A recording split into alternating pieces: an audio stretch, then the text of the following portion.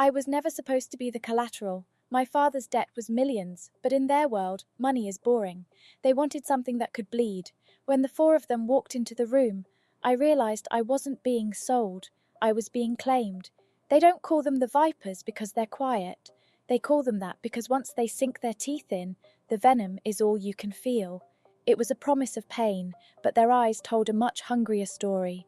Ryder was the first to touch me, cold, calculating, and looking at me like I was a puzzle he was going to break just to see how the pieces fit. He leaned in, his breath hot against my ear, telling me that from this moment on, my breath belonged to him. I should have screamed, I should have fought. But as his hand tightened on the back of my neck, the only thing I felt was a treacherous spark of heat that made my knees weak. He knew it too. He always knows. Then there's Kenji. He doesn't speak much. He just stands in the shadows with that blade, watching me with an intensity that feels like a physical touch. But last night, he broke his silence.